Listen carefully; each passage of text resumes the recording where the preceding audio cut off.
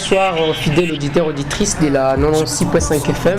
Bienvenue une fois de plus dans votre l'émission juste après, une émission qui vous amène encore une fois les temps qui vous permet une fois de plus d'écouter les artistes de la ville touristique de Goma. Et comme nous avons toujours l'habitude de le dire, consommons les produits de chez nous et c'est cela toujours notre objectif que nous sommes en train de poursuivre jour après jour dans cette émission juste après. Bienvenue à tous les artistes qui aimeraient bien participer dans cette émission. Vous aimeriez bien participer dans cette émission juste après.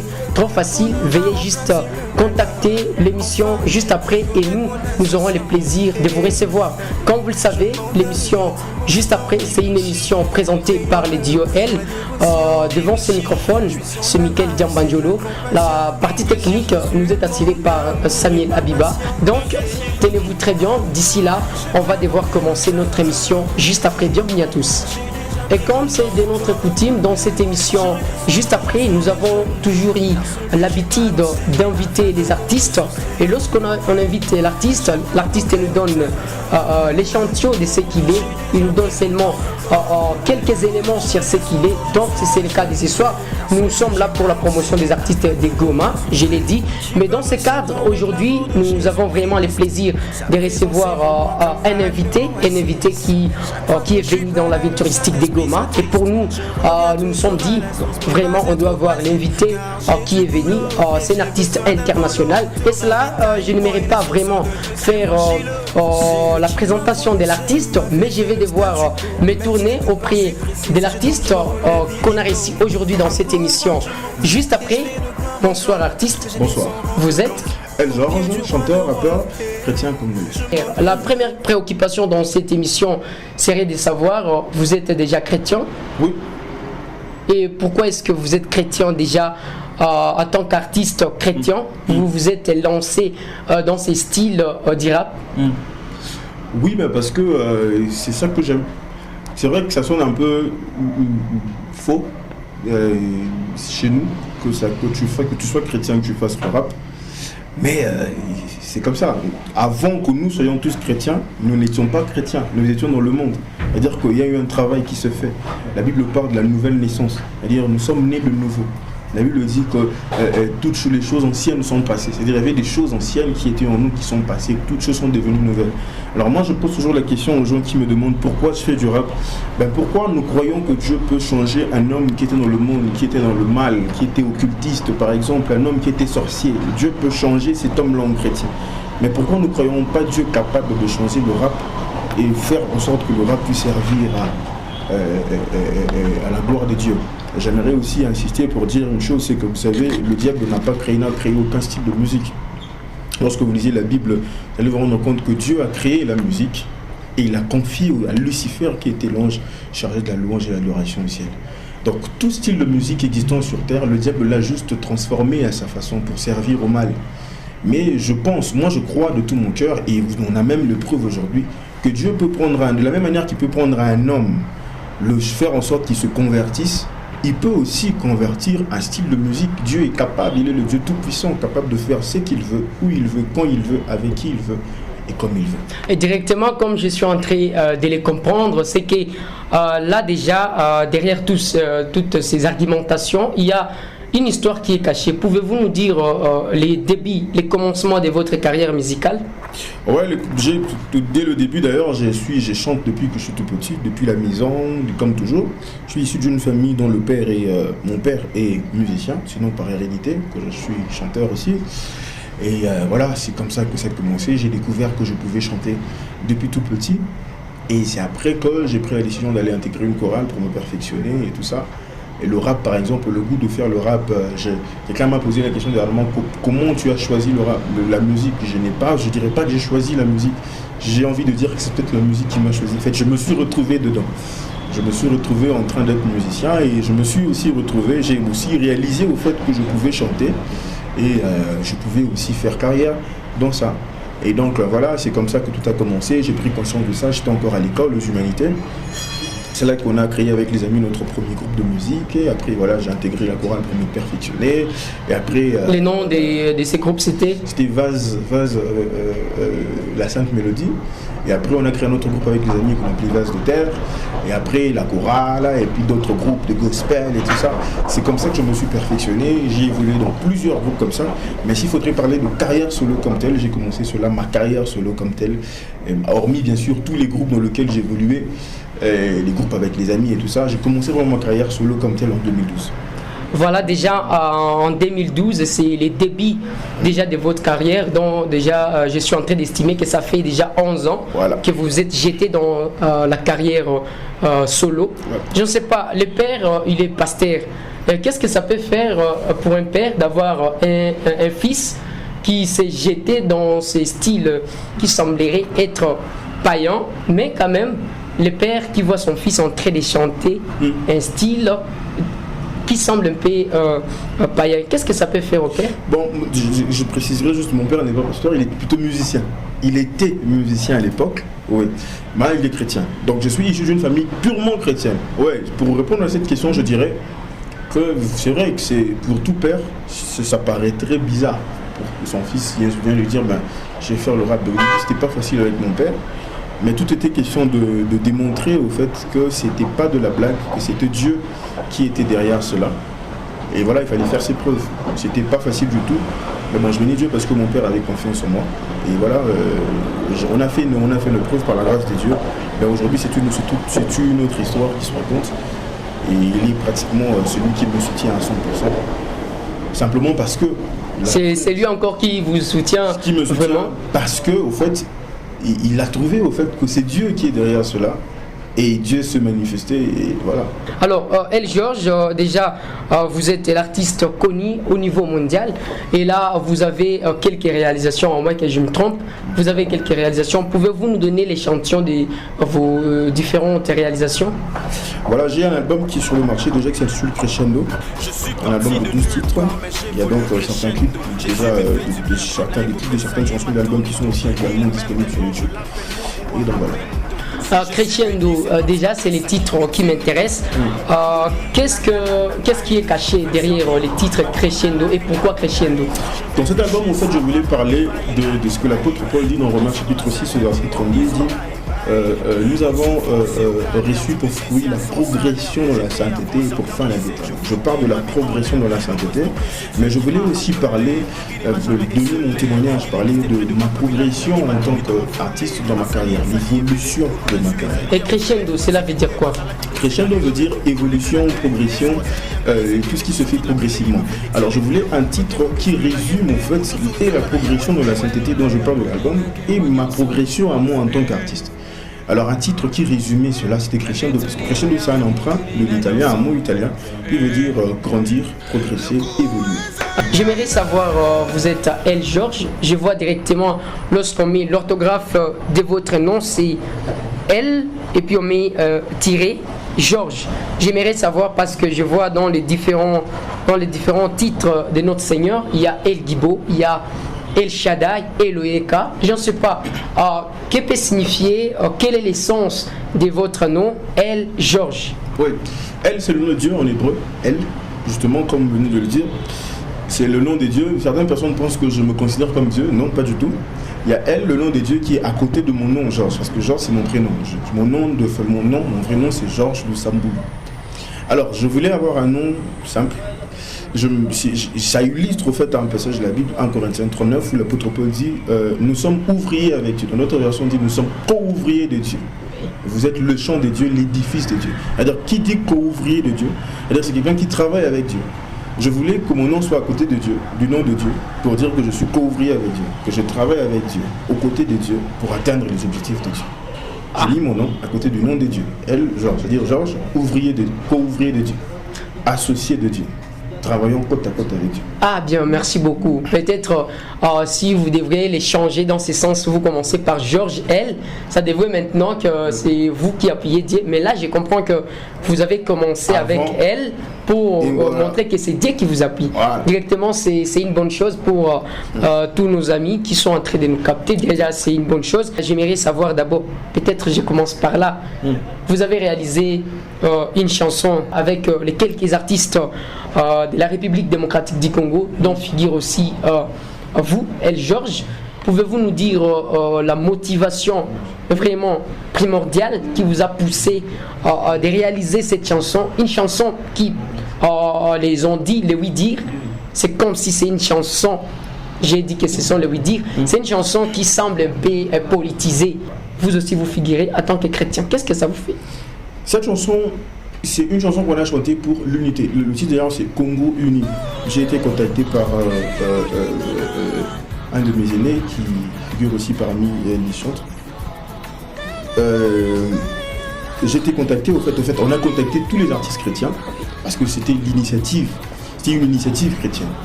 Comme on peut le constater, c'est des chrétiens qui ont commencé cela. Alors j'ai été également contacté pour apporter ma petite touche, ma pierre à l'édifice. Oui. Alors, heureusement que c'est ce que les gens disent, donc ça me permet aussi d'éclaircir un tout petit peu. Oui. Ce n'est pas du tout politisé. C'est vrai que la politique peut-être peut contribuer à la promotion de la chanson, mais ça n'a rien à voir avec la politique. Ah ouais, la politique peut contribuer à la promotion de cette chanson? C'est ce qui s'est fait justement, c'est-à-dire qu'il peut pousser cela, promouvoir cela. Mais l'idée de départ, ce n'était pas une idée politique. On a chanté Congo uni. Vous savez, lorsqu'on parle de la nation, on a comme l'impression que les chrétiens ne peuvent pas venir donner leur asile. C'est incorrect. Oui.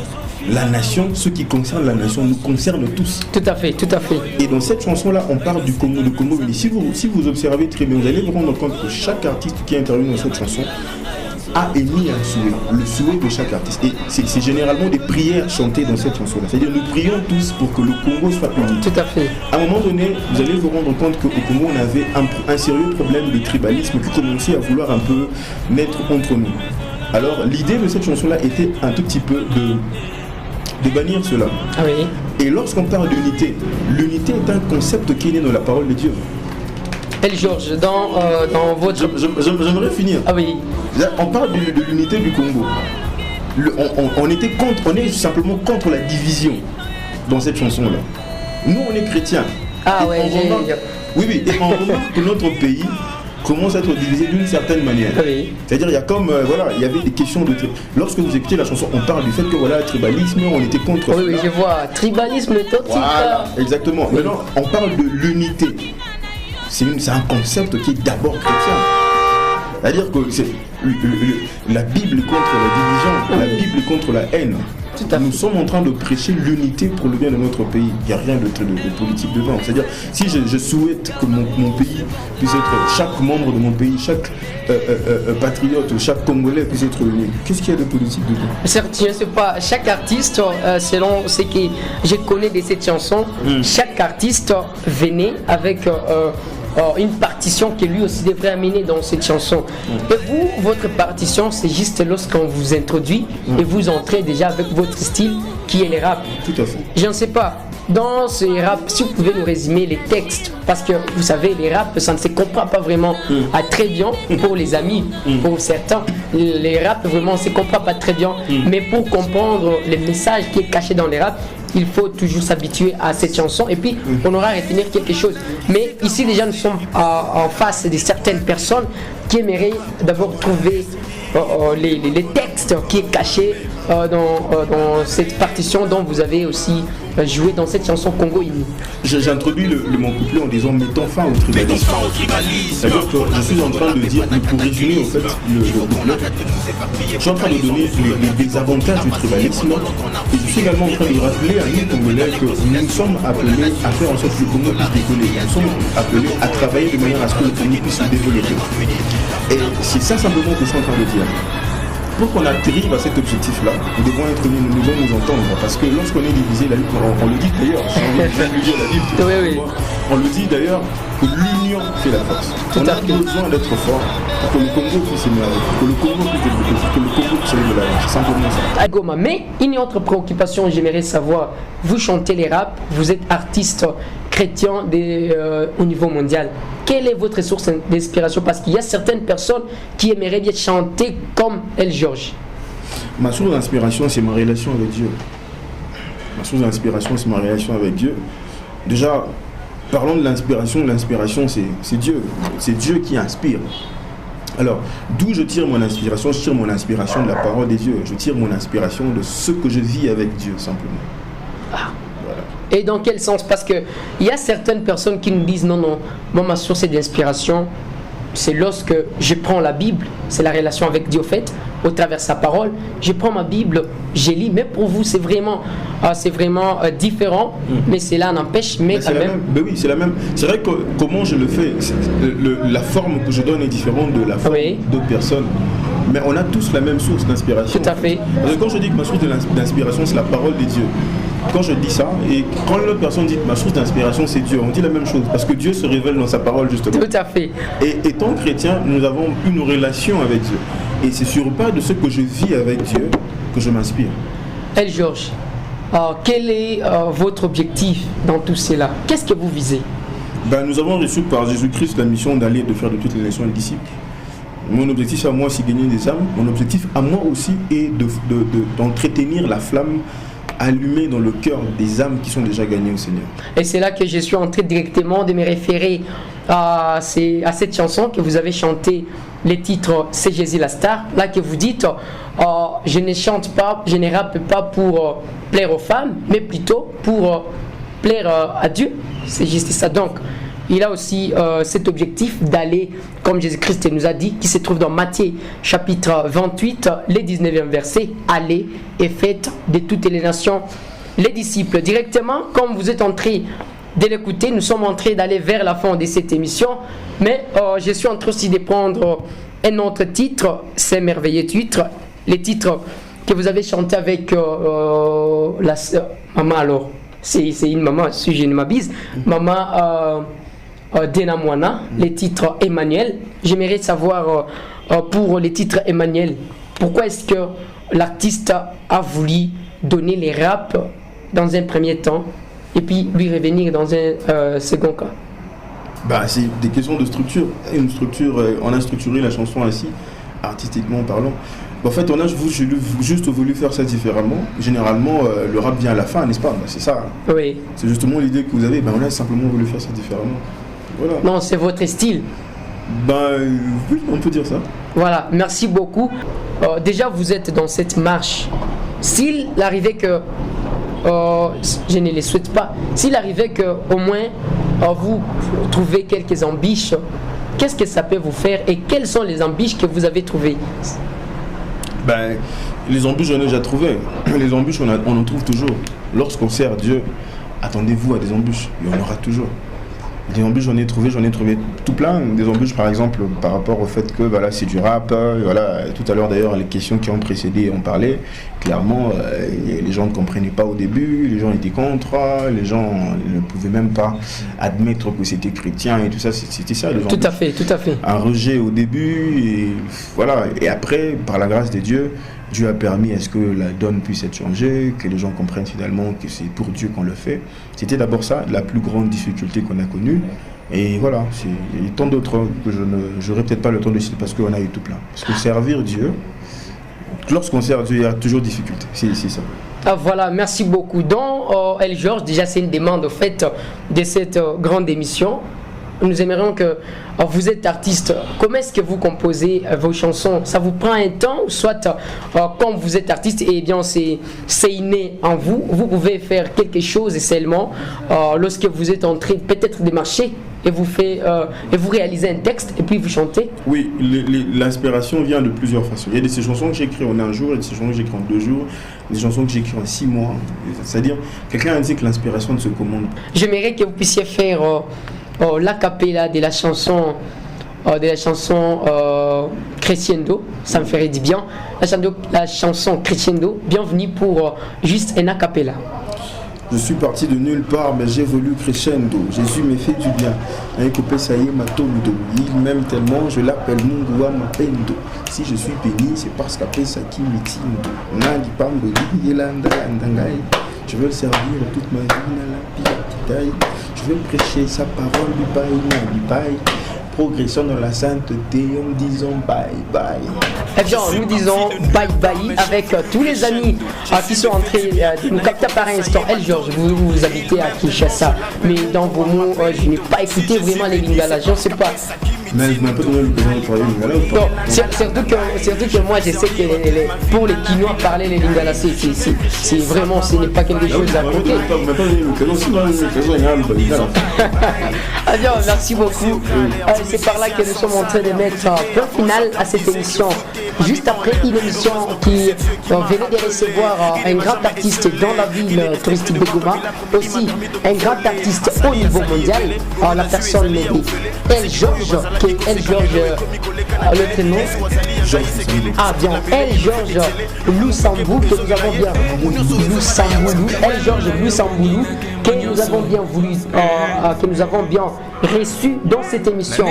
Juste après, à vous tous, nous sommes en train une fois de plus de vous lancer cet appel, de participer toujours dans cette émission, une émission qui est là juste pour votre promotion. Nous sommes en train de dire merci à l'artiste de la soirée. Merci à vous.